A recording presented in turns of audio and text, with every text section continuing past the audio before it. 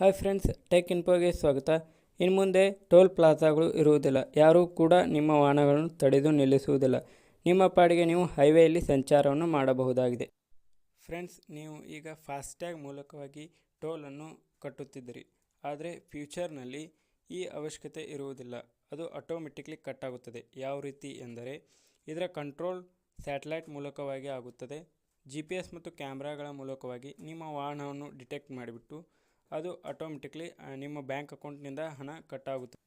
ಈ ರೀತಿ ಟೋಲ್ ಅನ್ನು ಕಲೆಕ್ಟ್ ಮಾಡುವುದಾಗಿ ಕೇಂದ್ರದ ಸಾರಿಗೆ ಮತ್ತು ಹೆದ್ದಾರಿ ಸಚಿವರಾದ ನಿತಿನ್ ಗಡ್ಕರಿ ಅವರು ಅನೌನ್ಸನ್ನು ಮಾಡಿದ್ದಾರೆ. ಅದರ ಜೊತೆಗೆ ಈಗಾಗಲೇ ಬೆಂಗಳೂರು, ಮೈಸೂರು, ಪಾಣಿಪತ್ ಹೈವೇಗಳಲ್ಲಿ ಇದರ ಪ್ರಾಯೋಗಿಕ ಅಧ್ಯಯನಕ್ಕಾಗಿ ಈಗಾಗಲೇ ಅಳವಡಿಕೆ ಮಾಡಿದ್ದಾರೆ.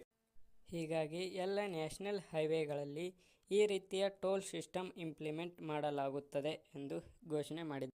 ಈಗಾಗಲೇ ಈ ಸಿಸ್ಟಮ್ ಅನ್ನು ಅಮೆರಿಕ, ಚೀನಾ, ಯುರೋಪ್ ದೇಶಗಳಲ್ಲಿ ಅಳವಡಿಸಲಾಗಿದೆ. ಟೋಲ್ ಪ್ಲಾಜಾಗಳು ಬಂದ್, ಫಾಸ್ಟ್ಯಾಗ್ ಸಿಸ್ಟಮ್ಗೆ ಮುಕ್ತಿ. ಒಂದು ಕಡೆ ನಿತಿನ್ ಗಡ್ಕರಿ ಅವರು ಬೆಳೆಯುತ್ತಿರುವ ಭಾರತಕ್ಕೆ ಈಗಾಗಲೇ 95,000 ಕಿಲೋಮೀಟರ್ ನ್ಯಾಷನಲ್ ಹೈವೇಗಳನ್ನು ಮಾಡಲಾಗಿದೆ. ಇದರಿಂದ ಎಕಾನಮಿಗೆ ಬೂಸ್ಟ್ ಸಿಗುತ್ತದೆ ಮತ್ತು ಟ್ರಾನ್ಸ್ಪೋರ್ಟೇಷನ್ ಈಸಿ ಆಗುತ್ತದೆ ಎಂದು ಮಾಡಲಾಗಿದೆ. ಫಾಸ್ಟ್ಯಾಗ್ ಸಮಸ್ಯೆಗಳು. ಮೊದಲನೆಯದಾಗಿ, ನೀವು ಕಡಿಮೆ ದೂರ ಕ್ರಮಿಸಿದರೂ ಪೂರ್ಣ ಪ್ರಮಾಣದ ಟೋಲ್ ಕಟ್ಟಬೇಕಾಗುತ್ತದೆ. ಉದಾಹರಣೆಗೆ, ಬೆಂಗಳೂರಿನಿಂದ ಮದ್ದೂರಿಗೆ ಎಕ್ಸ್ಪ್ರೆಸ್ ವೇ ಮೂಲಕ ಹೋಗುತ್ತಿದ್ದೀರಾ ಅಂದುಕೊಳ್ಳಿ. ದೂರ 66 ಕಿಲೋಮೀಟರ್ ಆದರೆ ಬೆಂಗಳೂರಿನ ಹೆಜ್ಜಾಲ ಬಳಿ ನೀವು ಟೋಲ್ ಕಟ್ಟುವಾಗ ಪೂರ್ಣ 92 ಕಿಲೋಮೀಟರ್ ಟೋಲ್ ಕಟ್ಟಬೇಕಾಗುತ್ತದೆ. ಇದು ಫಾಸ್ಟ್ಯಾಗ್ನ ಸಮಸ್ಯೆಯಾಗಿದೆ. ಈ ಸಮಸ್ಯೆಗಳಿಂದ ಈ ಟ್ರ್ಯಾಕಿಂಗ್ ಸಿಸ್ಟಮ್ ಅಳವಡಿಸಲಾಗುತ್ತದೆ.